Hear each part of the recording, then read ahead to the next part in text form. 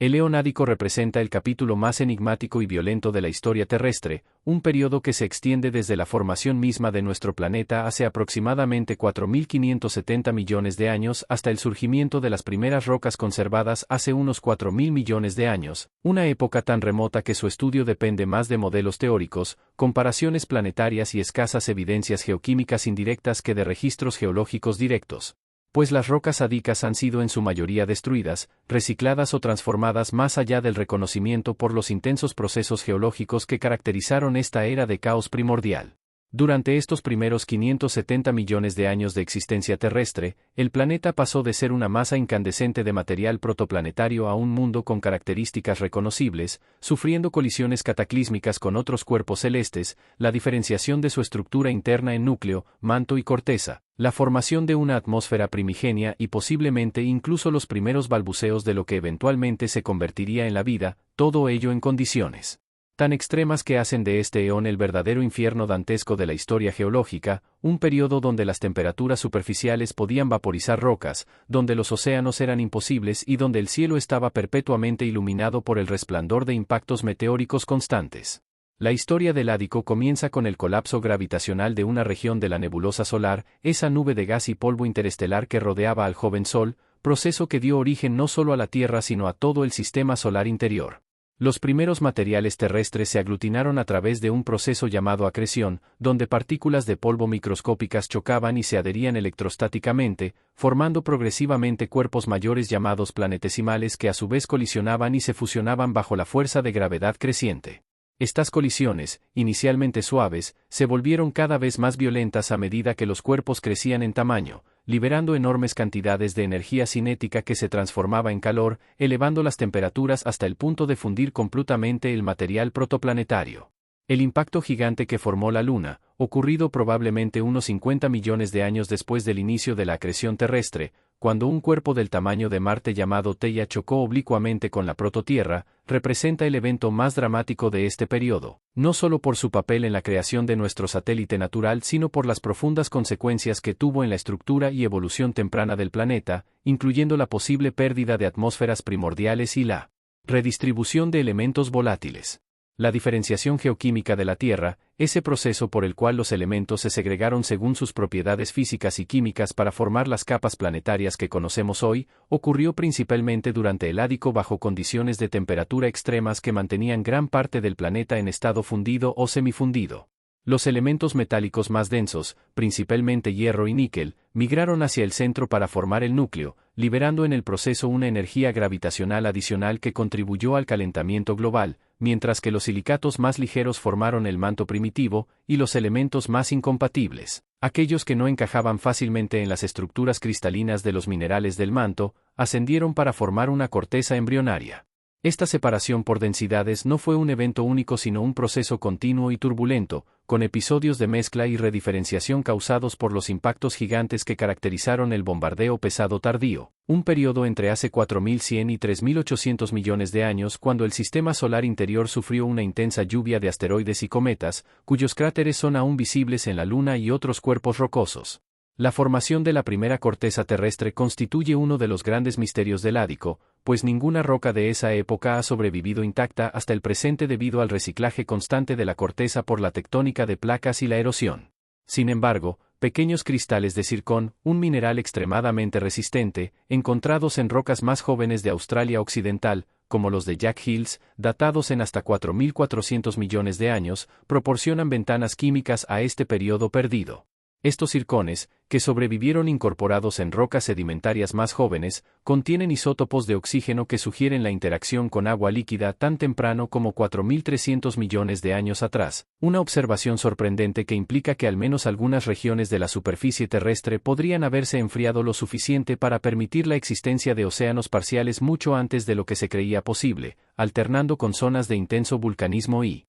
actividad magmática donde la corteza se reformaba continuamente. La atmósfera primitiva de la Tierra ádica era radicalmente diferente a la actual, compuesta probablemente por gases volátiles liberados del interior planetario a través de la intensa actividad volcánica, un proceso llamado desgasificación, incluyendo vapor de agua, dióxido de carbono, nitrógeno, metano, amoníaco, hidrógeno y trazas de otros compuestos, pero carente por completo de oxígeno libre. Esta envoltura gaseosa se formó a partir de los materiales originales que componían los planetesimales acrecionados, modificada por el impacto de cometas ricos en volátiles y por la pérdida selectiva de elementos ligeros como el hidrógeno y el helio al espacio exterior debido al calor intenso y la débil gravedad terrestre en esa época. La presión atmosférica pudo haber sido significativamente mayor que la actual, creando un efecto invernadero desbocado que, junto con el calor residual de la acreción y la desintegración de elementos radiactivos de vida corta como el aluminio 26, mantenía las temperaturas superficiales lo suficientemente altas como para impedir la condensación permanente de los océanos durante gran parte del eón,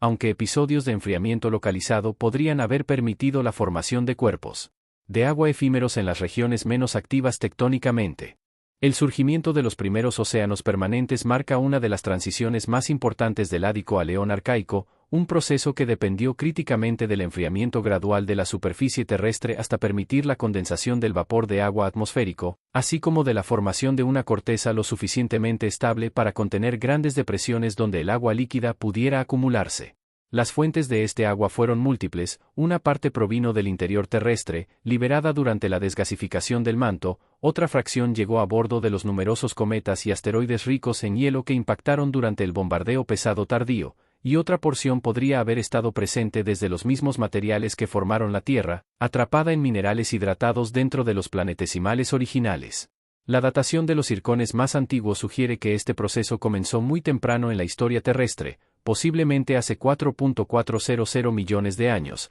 aunque la estabilización de grandes masas oceánicas probablemente no ocurrió hasta el final del Ádico o principios del Arcaico, cuando las tasas de impacto disminuyeron lo suficiente para permitir la persistencia de cuerpos de agua a largo plazo. El origen de la vida misma podría remontarse al Ádico, aunque las evidencias directas de esto son naturalmente esquivas dado el reciclaje completo de las rocas de esa época. Los análisis filogenéticos de los organismos modernos sugieren que el último antepasado común universal, LUCA, por sus siglas en inglés, ya existía hace al menos 3.800 millones de años, y posiblemente mucho antes, lo que implica que los primeros experimentos de vida química debieron comenzar en el Ádico, quizás en ambientes extremos como fuentes hidrotermales submarinas, charcas volcánicas ricas en minerales o incluso en pequeñas gotas de agua atrapadas en la corteza primigenia. Las condiciones del Ádico, aunque aparentemente inhóspitas desde nuestra perspectiva actual, podrían haber proporcionado los ingredientes y la energía necesarios para la aparición de sistemas químicos autorreplicantes,